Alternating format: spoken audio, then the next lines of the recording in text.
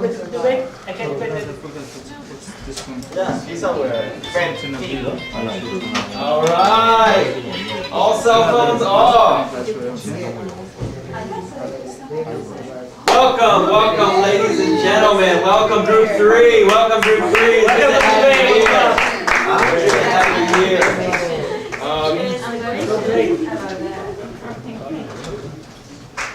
Today, ladies and gentlemen, we are going to have an excellent debate for you here, okay?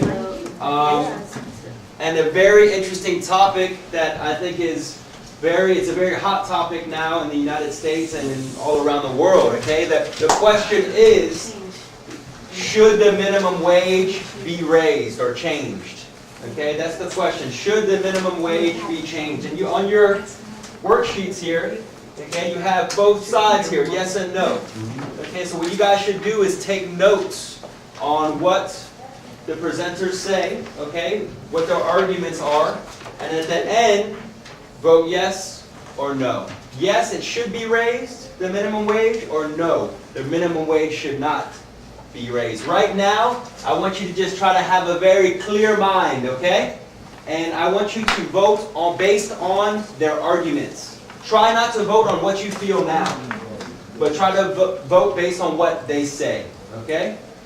All right, any questions before we get started? Okay, so each side is going to have 4 minutes each. We're going to have the first member come up and introduce their side of the topic, and we're going to have someone conclude as well, okay? Ladies and gentlemen, please put your hands together for our first group that is representing the affirmative side. Okay, that yes, the minimum wage should be raised. Put your hands together, please.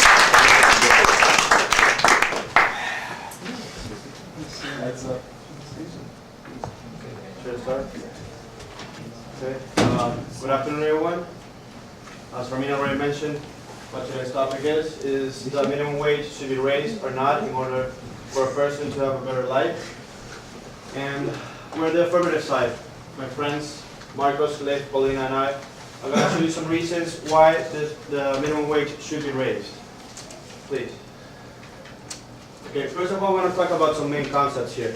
Minimum wage. As you all know, the minimum wage is the amount of money a person obtains from a job that supposedly has to benefit him enough in order to buy all his needs for normal living. He has to pay food, rent, health insurance, education, transportation, and many other things. In this case, most of the time, the actual minimum wage is $5.15. And most of the time, this wage or salary is not enough for a person to live life fluidly. So that comes up to living wage. What is a living wage? That is what a person really needs, that's the income a person really needs in order to satisfy their entire needs in order to have a good life. And then the other concept I want to talk about is a poverty line. The poverty line is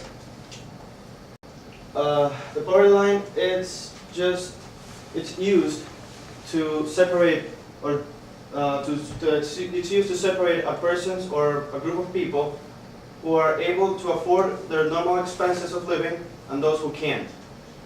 For all the people that are not able to afford those expenses are called that are below the poverty line, and those others who can are above it. Excuse me? Okay, why should the minimum wage to be raised? There are many different reasons and many different approaches we can have on this issue, and these are some of them. It is not adapted to today's economy. The last time the wage has been raised it was in 1997, and since then inflation has come up to us. What's inflation? The rise of the price of a products that are in everyday needs, like food, milk, bread, and other expenses. Increases the average of living standard. A person should be able to live beyond just to get through the day. What this means, that person works and gets paid just to pay their bills, just to pay their food, and just to live unhappy. That's not the point of a minimum wage. Reduces work exploitation, forces employers to recognize the inherent worth of human labor, stimulates consumption by putting more money in the hands of low-income people who spend their entire paychecks, stimulates economic growth by discouraging labor-intensive industries, thereby encouraging more investments in capital and training, increases the work ethic of those who earn very little, as employers demand more return from the high cost of hiring these employees. These are just some of the main reasons why the minimum wage should be raised. It is unacceptable for a person who has to have to live with this kind of income every month. And our demand today is not a demand. It's just that we want you to open your eyes a little bit and hear us, try to explain to you why is the need of a higher income for these people. Thank you.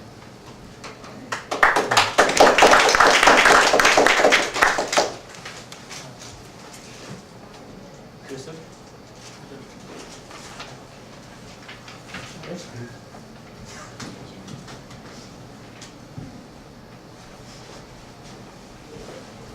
Hi everyone, good afternoon. On the other side of the table, we have the team that does not support raising the minimum wage. We are Hannah, Sam, Ahmed, myself, Andrea. Why should minimum wage not be raised? I bet that right now you must be agreeing with Carlos that there are many people who can afford their living expenses. But let me tell you something. By actually raising the minimum wage, you'll be affecting the people you think you are benefiting. Because, for example, according to Richard Berman, the executive director of the Employment Policies Institute, there are less than 1 million people working within the minimum wage. If you compare this to the nearly 300 million people that live in the US, this is a very small amount.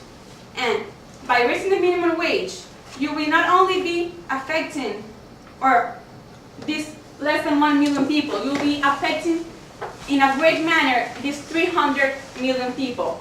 So I want you to stop and think about the real consequences, because at first when they told me that I had to defend not raising the minimum wage, I was shocked. But then I did some research and found that the consequences of raising the minimum wage were greater than those that benefit them. So we're here to prove you that. And one of the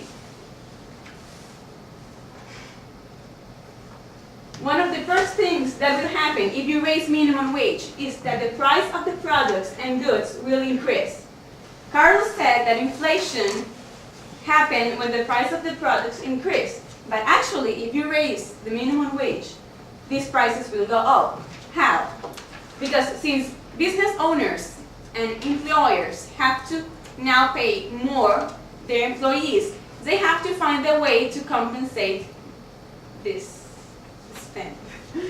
So they're going to raise the price of the products, and that will not only affect the business and the factories, that will affect you, because instead of having to pay, I don't know, $2 for milk, you're going to have to pay $3.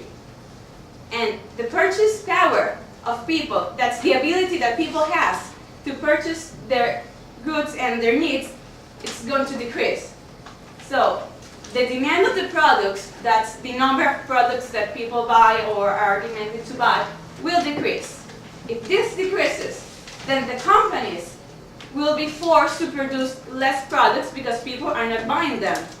If people aren't buying them and they're still having to pay their workers more, what's the benefit in that? They're going to go bankrupt, and the overall economy of the country and the well-being of the communities of this country will be affected.